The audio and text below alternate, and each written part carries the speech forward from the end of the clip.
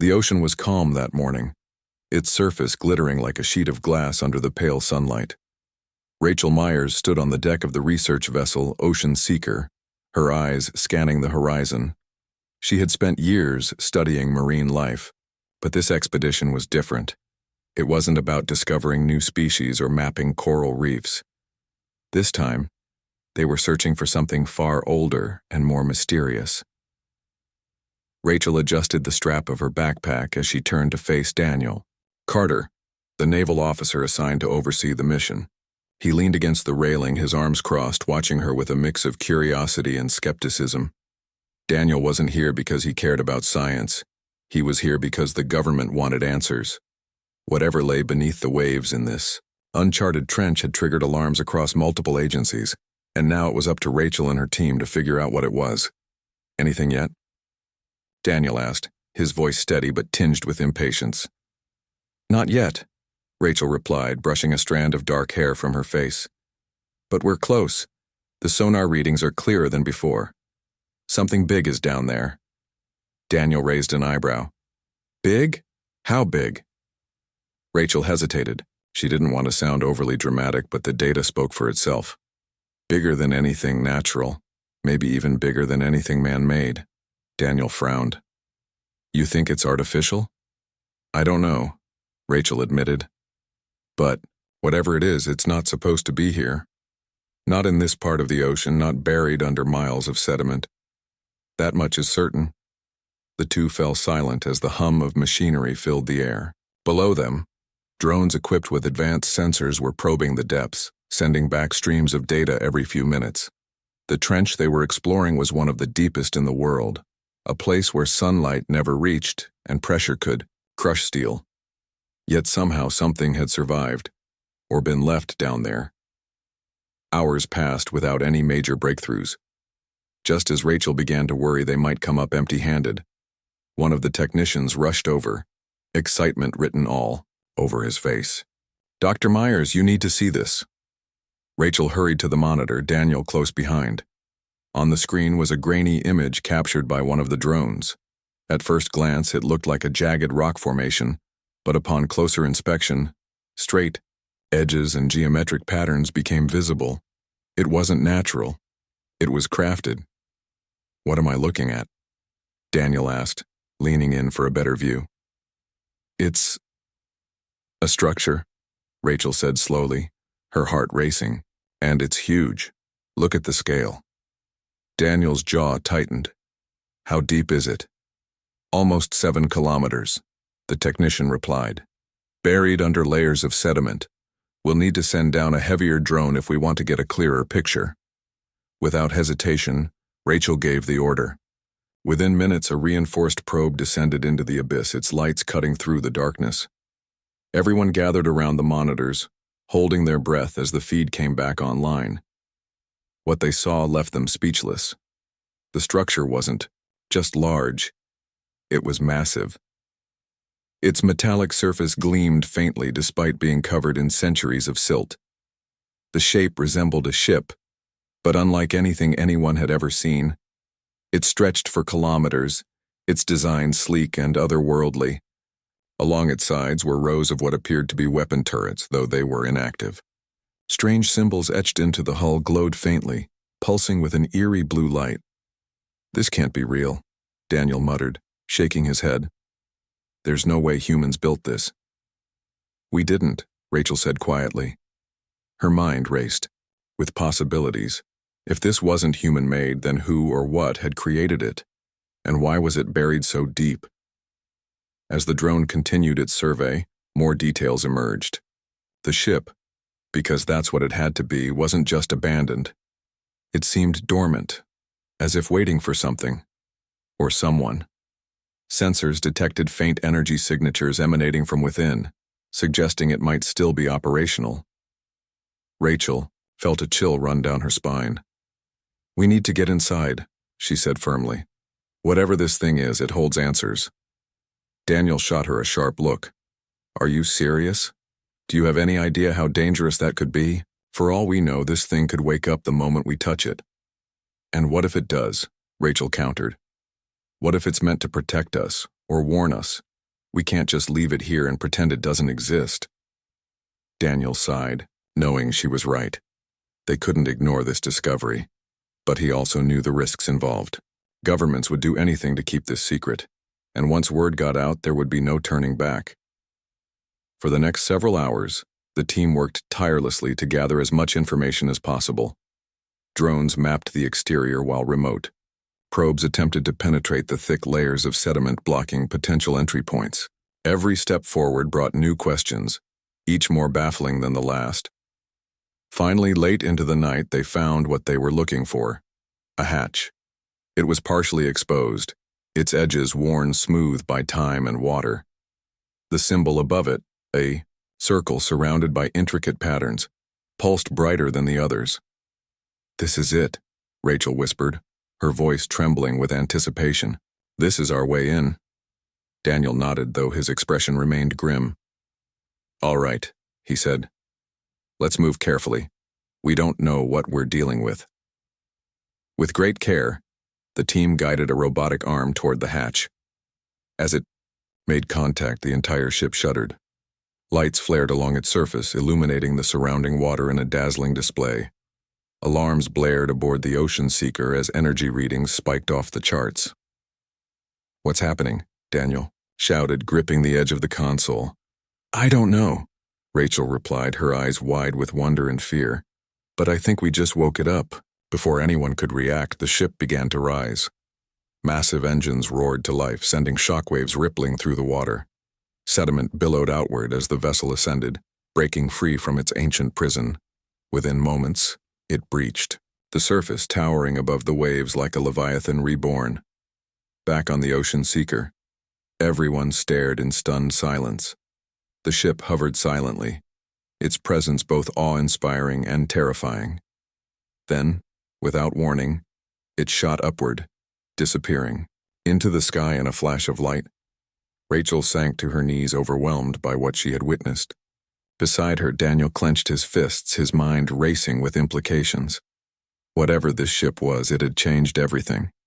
Humanity's place in the universe would never be the same again.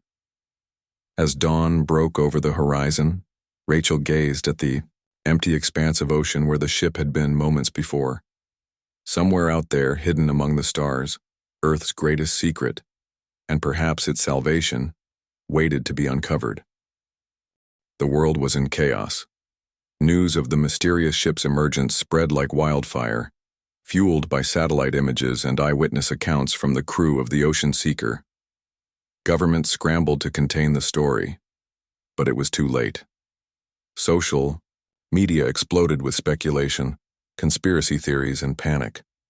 People gathered in streets and parks, staring up at the sky as if expecting the ship to return. Others barricaded themselves indoors, convinced an alien invasion was imminent. Rachel Myers sat alone in her cabin aboard the research vessel, her mind racing. She had seen things no one else on Earth could claim to have witnessed. The symbols, glowing on the ship's hull, the way it seemed to respond when their drone touched it. But what haunted her most were the fleeting visions she'd experienced during those final moments before the ship vanished. They weren't clear, just flashes of strange landscapes, towering cities floating among stars, and battles fought with weapons that defied imagination. It felt like memories, but not her own. Daniel Carter paced the deck outside, his phone glued to his ear. He was trying to reach someone higher up, anyone who could tell him what to do next. His superiors were silent, which only made him angrier. "They're treating us like pawns," he muttered under his breath. "We're out here risking our lives while they sit in their offices playing politics." Inside, Rachel tried to focus. She pulled out her notebook and began sketching the symbols she remembered seeing on the ship. Some looked vaguely familiar, though she couldn't place why. Others were completely alien, intricate patterns that seemed to shift and change when she stared at them too long. As she worked, a thought occurred to her. Maybe these symbols weren't just decoration. Maybe they were a language or even instructions. Her musings were interrupted when Daniel knocked on the doorframe. "We've got company," he said grimly. Rachel followed him to the bridge where several military helicopters hovered nearby. Aboard one of them was General Lewis, a stern-faced man with gray hair and sharp eyes. His voice crackled over the radio as he ordered the Ocean Seeker to prepare for boarding. "This is now a matter of national security," he announced. "Your cooperation is mandatory." When the general stepped onto the deck, his demeanor left little room for argument. He wasted no time getting to the point. "Dr. Myers, Commander Carter, I need everything you've gathered so far. Every image, every reading, every scrap of data." Rachel hesitated. She didn't trust the military, not after years of working in academia, where funding cuts and red tape often hindered progress. But she also knew resistance would be futile.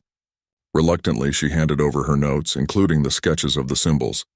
General Lewis studied them carefully, his brow furrowing. "Do you know what these mean?" he asked. "No," Rachel admitted. "But I think they might hold the key to understanding the ship. If we can decipher them." "Deciphering isn't your job anymore," the general interrupted. "You've done your part. Now let the experts handle this." Daniel stepped forward, his tone firm.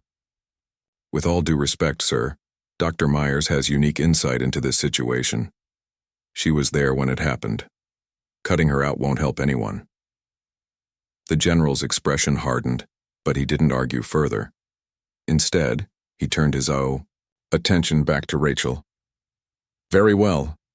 You'll accompany us to a secure facility where further analysis will take place. Commander Carter, your services are no longer required." Before Daniel could protest, Rachel spoke up. "If I go, he comes with me. I'm not leaving without him." For a moment, tension hung thick in the air. Finally, the general nodded curtly. "Fine, but don't slow us down." Hours later, Rachel and Daniel found themselves in a high-tech laboratory buried deep underground. Scientists bustled around them, analyzing samples and running simulations. Screens displayed endless streams aircrafts of data, while holographic projections attempted to recreate the ship's design, based on the footage captured earlier. Despite the flurry of activity, Rachel felt uneasy. Something about the sterile environment reminded her of a cage. She missed the open ocean, the freedom of exploration. Here, everything felt controlled, calculated. As days passed, progress was slow. The symbols resisted translation, and attempts to replicate the energy signatures detected near the ship ended in failure. Frustration mounted among the team, but Rachel refused to give up. Late at night, when everyone else had gone to bed, she stayed awake, poring over her notes and searching for patterns. One evening, as she traced the outlines of a particularly complex symbol, something clicked. The pattern wasn't random, it matched the layout of constellations visible from Earth thousands of years ago. Her heart raced as she realized what this meant. Whoever built the ship had been watching humanity for a very long time. Excited, she rushed to share her discovery with Daniel. Together, they pieced together more connections, uncover of age-old mysteries and fragments of a larger puzzle. Each breakthrough brought them closer to understanding the ship's purpose, but also raised new questions. Why had it remained hidden until now? And why had it chosen to reveal itself? Their work caught the attention of Dr. Emily Grant, a linguist brought in to assist with the symbols. Unlike the others, Emily approached Rachel with genuine curiosity rather than suspicion. Over coffee, the two women discussed their findings, bouncing ideas off each other. Emily suggested the symbols might represent not just words but concepts, ideas meant to convey meaning across cultures and species. "This isn't just a message," Emily said thoughtfully. "It's an invitation." "An invitation to what?" Rachel asked, though she already suspected the answer. "To join something bigger," Emily replied. "Something beyond Earth." Meanwhile, tensions between world leaders escalated. Governments argued over who should control the ship and how to respond if it returned. Militaries prepared for potential conflict, deploying satellites and missile systems in anticipation of another appearance. Public unrest grew as people demanded answers, leading to protests and riots in major cities. Amid the turmoil, reports surfaced of strange phenomena occurring worldwide. Power grids flickered unpredictably. Radio signals carried eerie static resembling whispers. In some places, people claimed to see lights in the sky moving in unnatural patterns. Many believed the ship was responsible, though no concrete evidence existed. Back in the lab, Rachel received a call from General Lewis. His voice was urgent. "We've detected unusual activity in orbit. It's the ship." Rachel's stomach churned. She grabbed Daniel and hurried to the command center, where monitors displayed live footage of space. Sure enough, the massive vessel loomed above Earth, its surface shimmering faintly against the blackness of space. This time, however, it wasn't alone. Surrounding it were smaller ships, alien vessels unlike anything humanity had ever encountered. Sleek and angular, they moved with precision, forming a protective perimeter around the supercarrier. Their presence sent shockwaves through the scientific community and sparked widespread fear among the public. "What do they want?" Daniel whispered, his voice barely audible over the hum of equipment. "I don't know," Rachel replied, her gaze fixed on the screen. "But I think we're about to find out." Suddenly, the ship emitted a pulse of light so bright it momentarily blinded the cameras. When the feed stabilized, a message appeared, not in English or any human language, but in the same symbols Rachel had been studying. The message repeated itself, cycling endlessly across the ship's hull. "It's communicating," Emily said, her voice trembling with excitement. "But not with us directly. It's broadcasting." "To whom?" Daniel asked. Rachel didn't answer immediately. Her mind raced as she processed the implications. Whoever or whatever the ship was calling, it wasn't Earth. Someone else was coming. And then, just as suddenly as it had arrived, the ship vanished, leaving behind only silence. The disappearance of the ship left a void, not just in the sky, but in Rachel Meyer's mind. For days, she couldn't shake the feeling that it was still out there, watching, waiting. The symbols it had broadcast before vanishing replayed endlessly in her thoughts. They weren't random. They were deliberate. But who were they meant for? And what did they say? Rachel spent every waking moment in the lab, working alongside Dr. Emily Grant to decode the message. Together, they pieced together fragments of meaning from the symbols, cross-referencing them with ancient languages and mathematical patterns. Slowly, a picture began to emerge. The message wasn't a warning or a declaration of war. It was an invitation. "It's calling for help," Rachel said one evening, her voice tinged with awe. She pointed to a section of the translated text on the screen. "This part refers to guardians. It's asking someone or something to come and protect." "Protect what?" Daniel Carter asked, leaning against the doorway. He'd been keeping his distance lately, unsure how to process everything that was happening. The military brass had ordered him to stay close to Rachel, but he felt more like a spectator than an active participant. "Us," Rachel replied. "Earth. Humanity." Daniel frowned. "Why would aliens care about us?" "That's the thing. They might not," Emily interjected. "But whoever built that ship clearly thought Earth was important enough to monitor. Maybe they saw potential in us. Or maybe—" She hesitated, choosing her words carefully. "Maybe they saw a threat." Rachel nodded. "If that ship is a guardian, then it's possible its creators are gone. Extinct. That's why it's reaching out now, because it senses we're at a critical point. Either we prove ourselves worthy of protection or we get wiped out," Daniel finished grimly. The weight of the situation settled over them like a storm cloud. If Rachel was right, and she usually was, then humanity was standing on the edge of a precipice. The arrival of the ship wasn't just a curiosity, it was a test, a chance to prove that Earth deserved to survive. While Rachel and her team worked tirelessly to understand the message, the rest of the world continued to spiral into chaos. Governments argued over how to respond to the alien presence. Some leaders wanted to prepare for war, stockpiling weapons and fortifying defenses. Others advocated diplomacy, hoping to establish contact with whoever controlled the smaller ships seen orbiting Earth. Public opinion was divided as well, with protests erupting in cities around the globe. People demanded answers, but no one seemed to have any. Amid the turmoil, reports of strange phenomena persisted. Power outages became more frequent, affecting entire regions at a time. Radio signals carried distorted voices speaking in languages no one could identify. In some cases, people claimed to experience vivid dreams filled with images of stars, planets, and battles fought among the cosmos. Many dismissed these accounts as mass hysteria, but Rachel couldn't ignore the parallels between the dreams and the visions she herself had experienced aboard the Ocean Seeker. One night, as Rachel reviewed data in the lab, she felt a sudden pressure in her temples. At first, she thought it was exhaustion, but then the visions returned, stronger this time. She saw flashes of towering structures crumbling under waves of fire. She heard screams, not human but guttural, echoing through vast halls. And she felt a deep sadness, a sense of loss so profound it brought tears to her eyes. When she opened her eyes, Emily and Daniel were staring at her, concern etched on their faces. "Are you okay?" Emily asked gently. Rachel shook her head, trying to steady her breathing. "It's the ship, it's talking to me." "What do you mean, talking?" Daniel asked, his tone skeptical. "I don't know how to explain it," Rachel admitted. "It's like memories.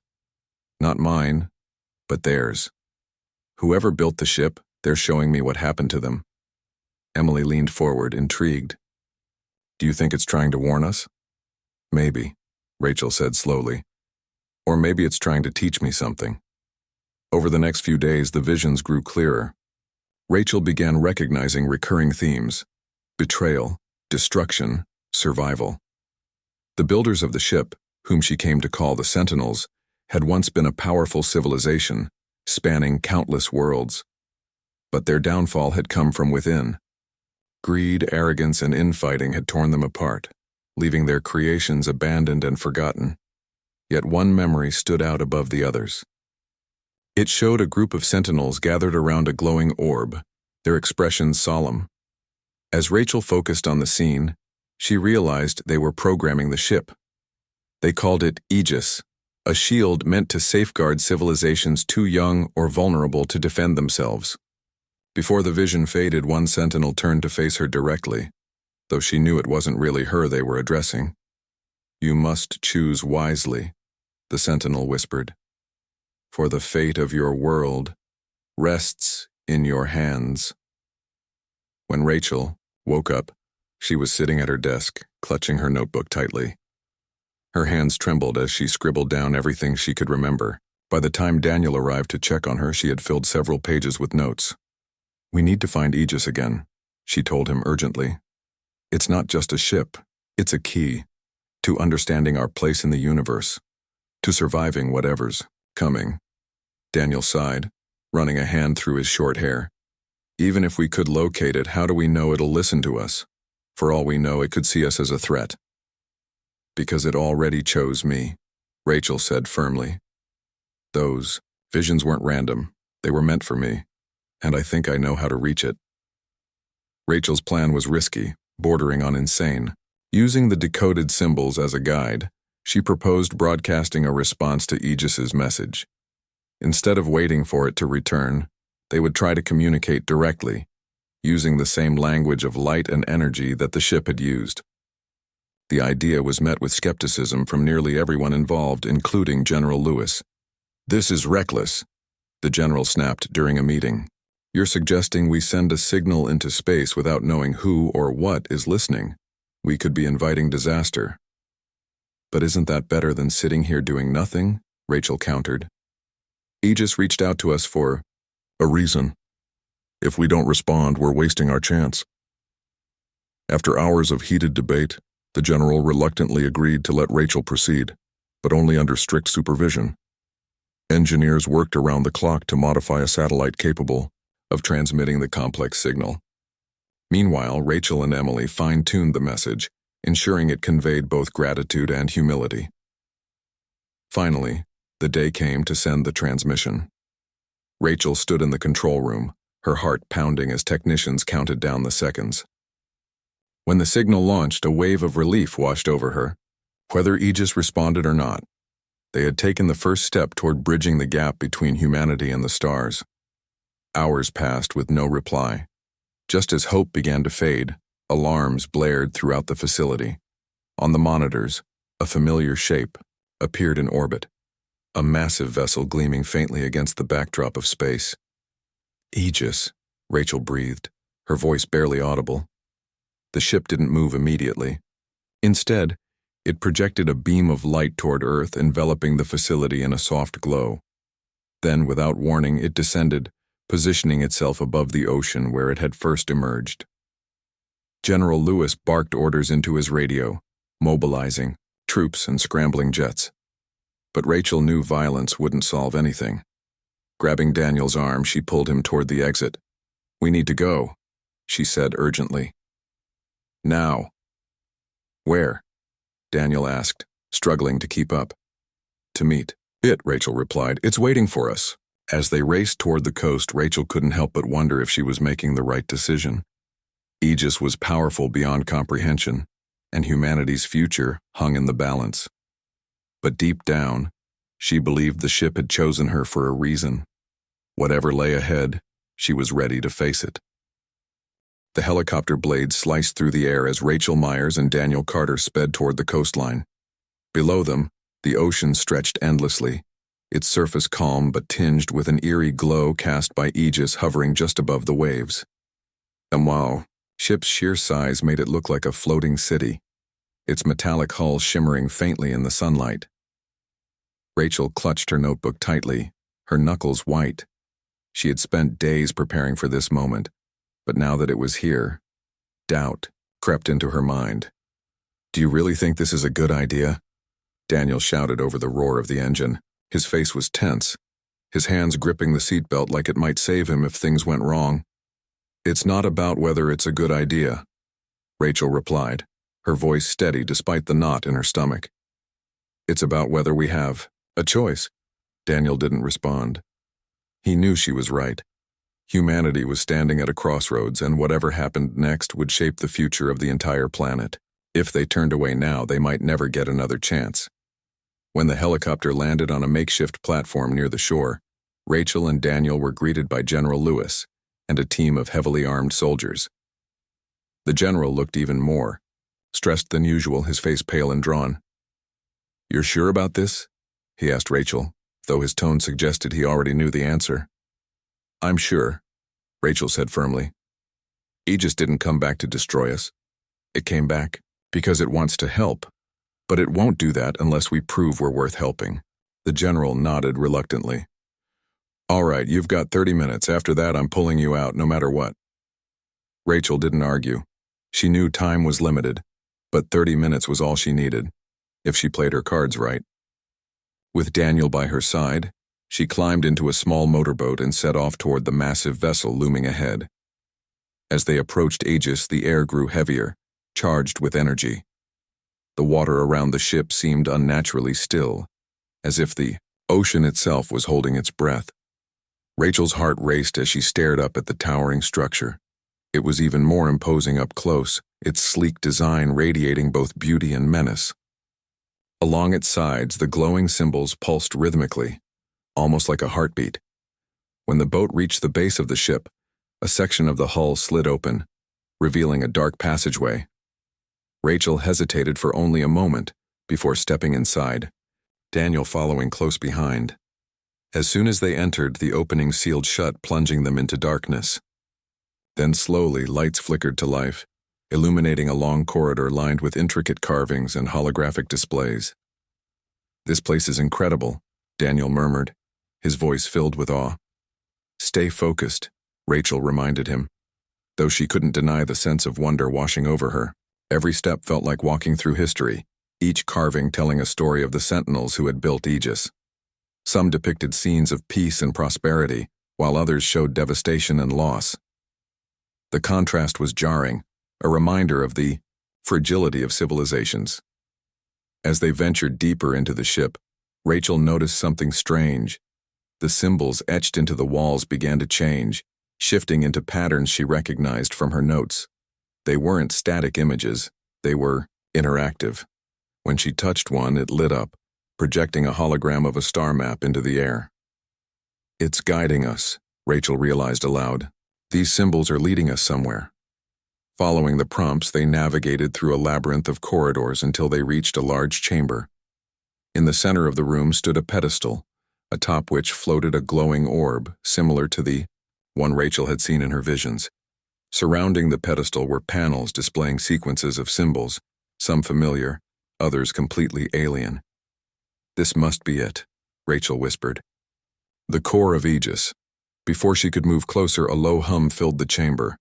The panels around the pedestal activated, projecting beams of light that formed a series of challenges.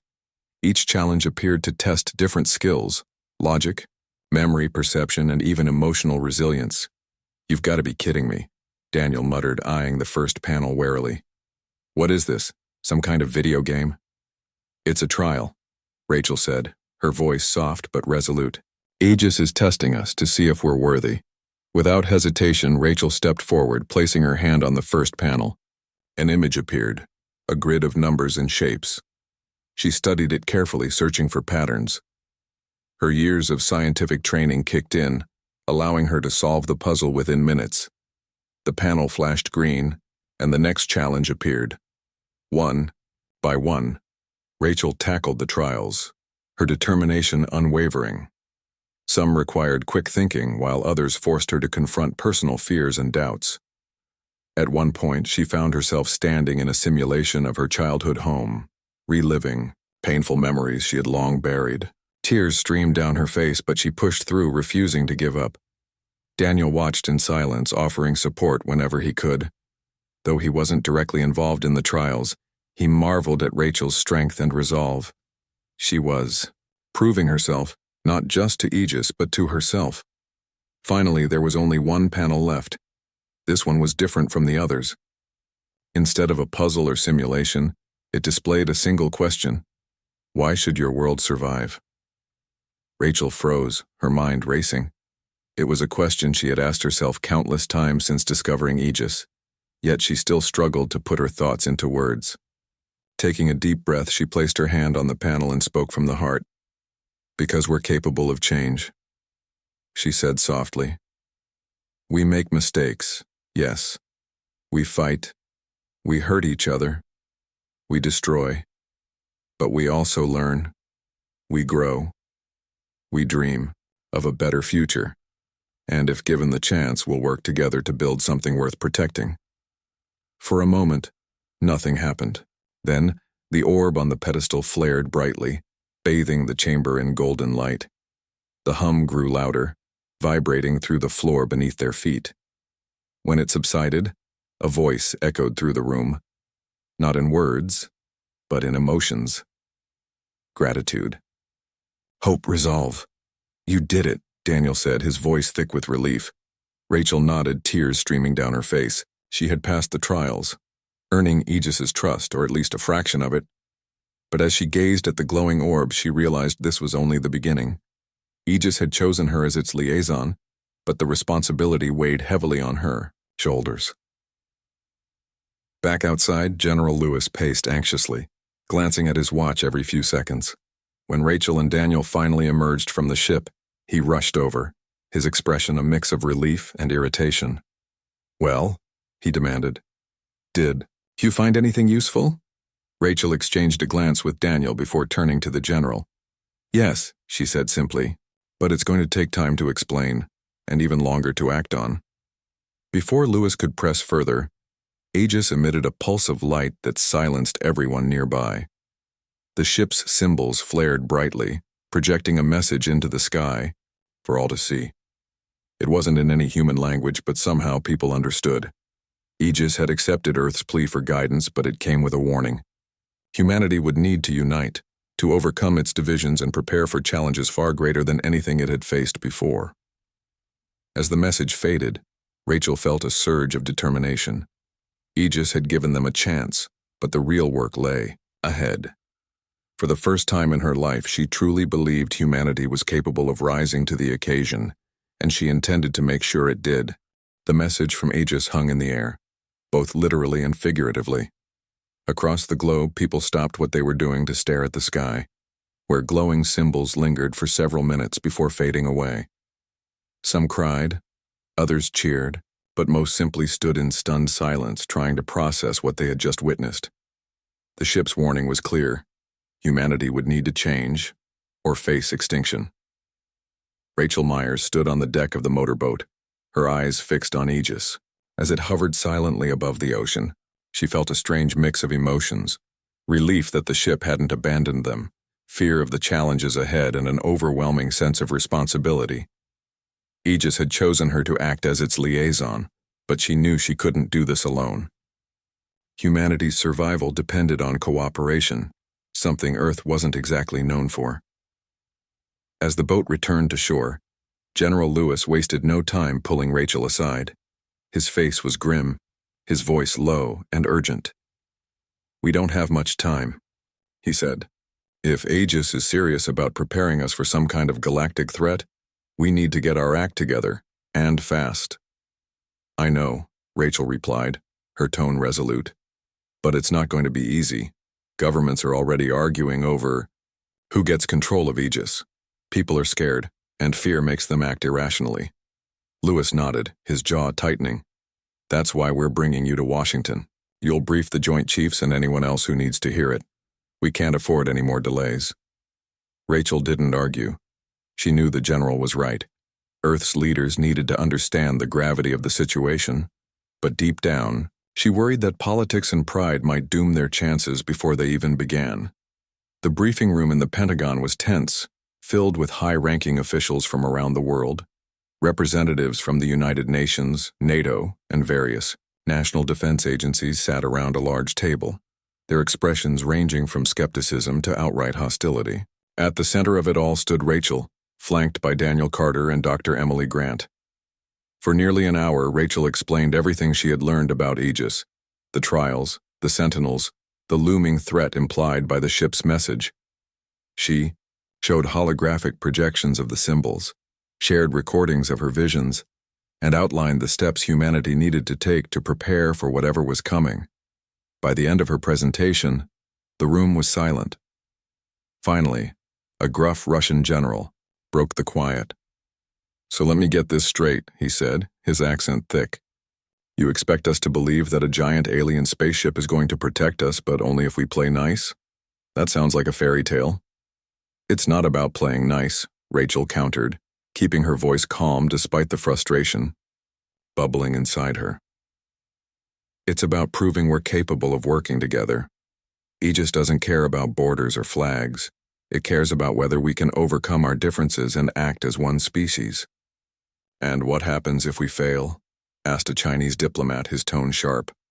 "What if we can't unite in time?" Rachel hesitated, choosing her words carefully. "Then we'll be on our own.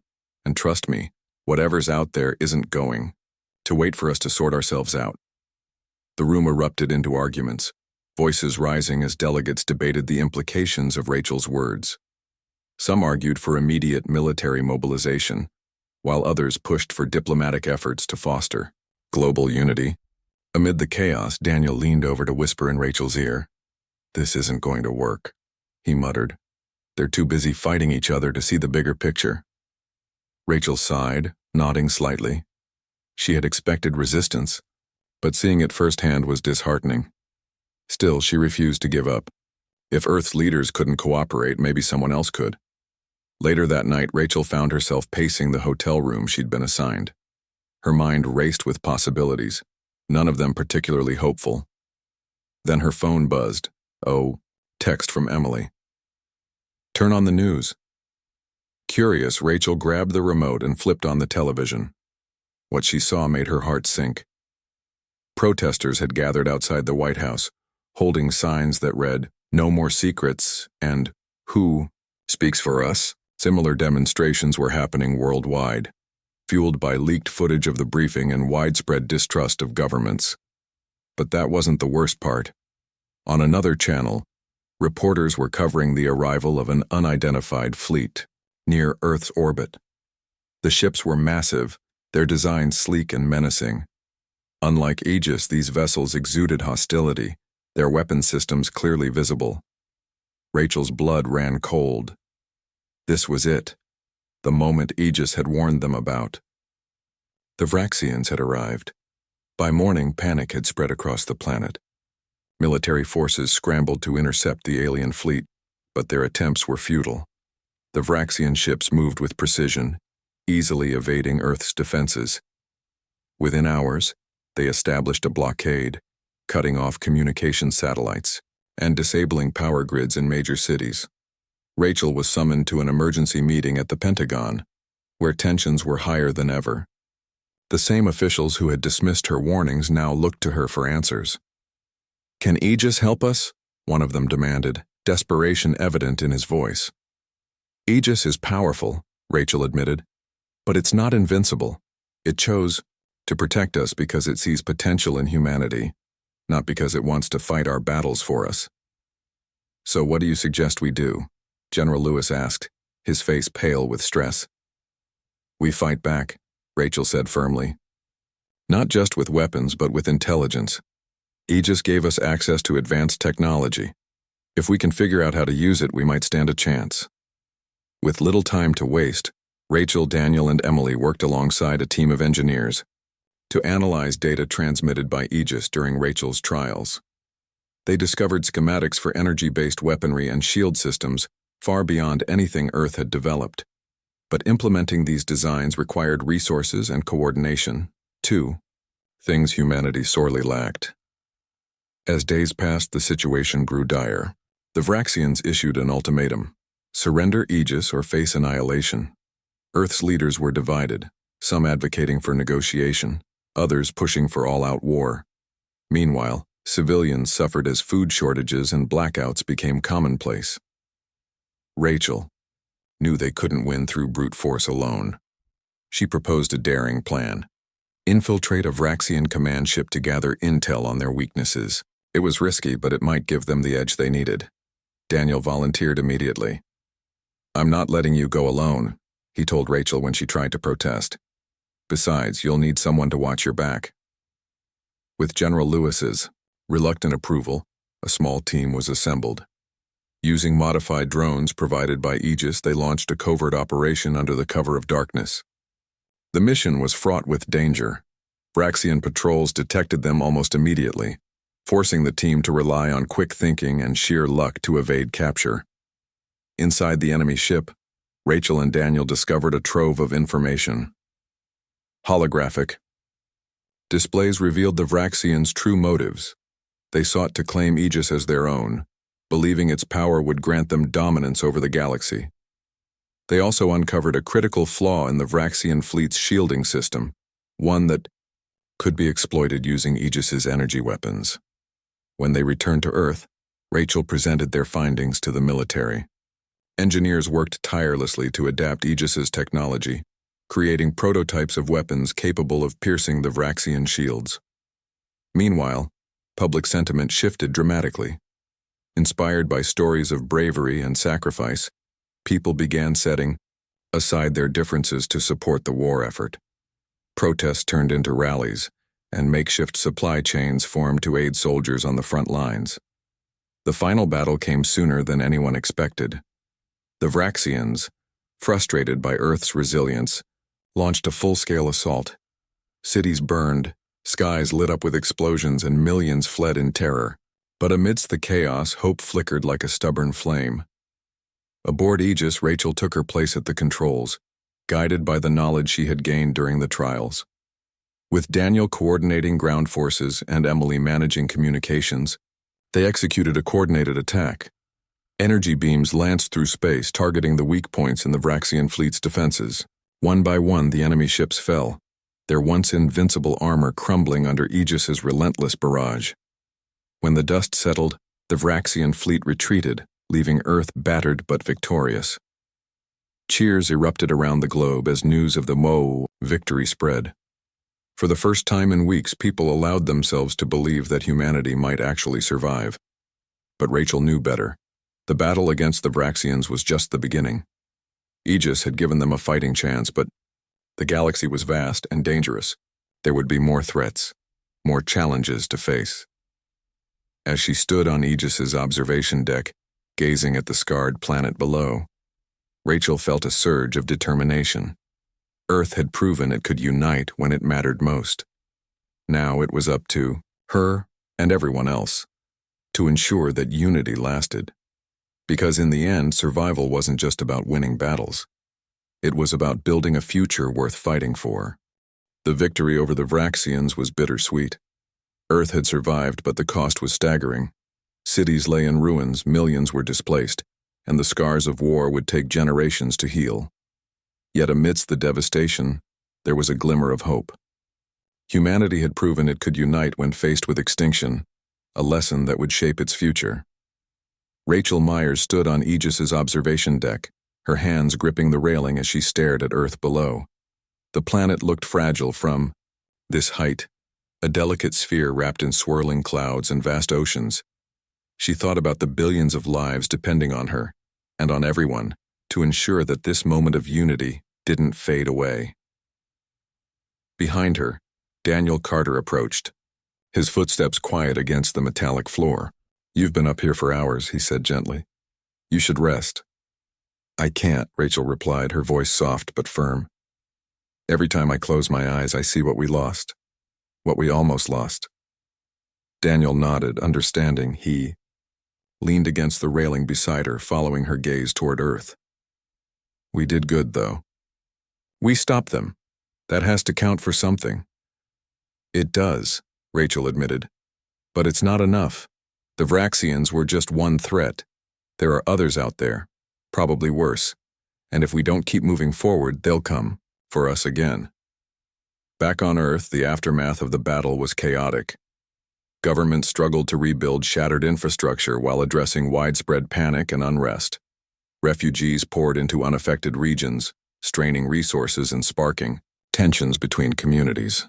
Journalists and activists demanded transparency, accusing world leaders of withholding information about Aegis and the true nature of the alien threat. Amid the turmoil, Laura Bennett, an investigative journalist known for her fearless reporting, published a series of exposés revealing classified details about Aegis and the events leading up to the conflict. Her articles painted a vivid picture of humanity's unpreparedness and the sacrifices made by ordinary people during the crisis. While some praised her work for holding authorities accountable, others accused her of undermining global stability. Laura wasn't deterred. In fact, she saw her role as more important than ever. "People deserve to know the truth," she told Rachel during a rare interview aboard Aegis. "If Earth is going to survive whatever comes next, it needs to be honest, with itself and with the universe." Rachel agreed, though she worried about the consequences. Knowledge was power, but it could also be dangerous. Already, extremist groups were using Laura's reports to justify their own agendas, arguing that humanity should focus on self-defense rather than cooperation. The last thing Earth needed was another division. Despite the challenges, progress was being made. Engineers worked tirelessly to integrate Aegis's technology into Earth's defenses, creating new systems capable of detecting and repelling potential threats. Scientists studied the ship's core, unraveling mysteries about the Sentinels who had built it. Slowly but surely, humanity began to understand the legacy entrusted to them. Rachel played a central role in these efforts, acting as both a mediator and a guide. She spent hours each day consulting with experts, answering questions, and helping teams navigate Aegis's labyrinthine corridors. Her connection to the ship remained unique. No one else could communicate with it as she did. Sometimes, late at night, she felt its presence in her mind, a gentle hum, like a reminder that she wasn't alone. One evening, as she reviewed data in the lab, Emily Grant joined her with a stack of papers. "We've decoded more of the symbols," Emily said, excitement lighting up her face. "They're instructions for building smaller ships based on Aegis's design." Rachel raised an eyebrow. "Smaller ships?" "Yes. Not as powerful as Aegis, but still advanced enough to explore nearby star systems. It's like the Sentinels wanted us to expand beyond Earth." Rachel smiled faintly. Maybe they saw potential in us after all. As weeks turned into months, Earth began to change. Nations set aside old rivalries to form a unified council, tasked with overseeing Aegis and preparing for future encounters with extraterrestrial life. Space programs received unprecedented funding, and astronauts trained rigorously for missions beyond the solar system. Even ordinary citizens embraced the idea of a shared destiny, volunteering their skills and resources to support the cause. But not everyone welcomed the shift. Some feared that reliance on alien technology would weaken humanity's independence, making it vulnerable to manipulation or exploitation. Others argued that Earth should focus on solving its own problems before venturing into the stars. Protests erupted in major cities, drawing attention to issues like poverty, inequality, and environmental destruction. Rachel understood the concerns, but she believed humanity couldn't afford to wait. "We've been given a gift," she told a skeptical audience during a televised address. "Aegis isn't just a weapon, it's a chance to become something greater, to join a community of civilizations working together for peace and survival. If we turn away now, we risk losing everything." Her words resonated with many, inspiring a renewed sense of purpose. People began dreaming bigger, not just of rebuilding Earth, but of exploring the cosmos. Artists painted visions of distant worlds, musicians composed symphonies celebrating unity, and educators taught children about the possibilities of interstellar cooperation. In orbit, Aegis continued to serve as both a guardian and a beacon. Its presence reassured those who feared another attack, while its technology fueled humanity's ambition to reach further than ever before. Under Rachel's guidance, construction began on the first fleet of Sentinel-inspired ships designed to carry humans to neighboring star systems. The launch of the first vessel, named Horizon, marked a turning point. Thousands gathered to watch as it ascended into space, its sleek design reminiscent of Aegis yet distinctly human. Tears streamed down faces as cheers filled the air. For the first time in history, Earth was stepping beyond its cradle, ready to meet the galaxy as equals. Rachel watched the event from Aegis's observation deck, her heart swelling with pride. Beside her, Daniel placed a hand on her shoulder. "You did it," he said simply. "You brought us here." "I didn't do it alone," Rachel replied, shaking her head. "This was everyone, every person who fought, sacrificed, and dreamed of a better future." As the years passed, Earth transformed. Cities rebuilt themselves with sustainable designs, powered by energy harvested from Aegis's technology. Schools emphasized science and diplomacy, preparing the next generation for life among the stars. And slowly, humanity earned the respect of other civilizations, proving that it was capable of growth and cooperation. Rachel never stopped working. Even as Earth flourished, she knew the universe held countless dangers and opportunities. Aegis remained her constant companion, its wisdom guiding her through challenges both familiar and unknown. Together, they forged a path toward a brighter future. On quiet nights, Rachel often returned to the observation deck, gazing at Earth below. She thought about how far they'd come, from fear and division to hope and unity. It wasn't perfect, but it was a start. And as long as humanity kept striving, kept reaching for the stars, Rachel knew they would find their place in the galaxy. Because in the end, survival wasn't just about winning battles. It was about building a future worth fighting for.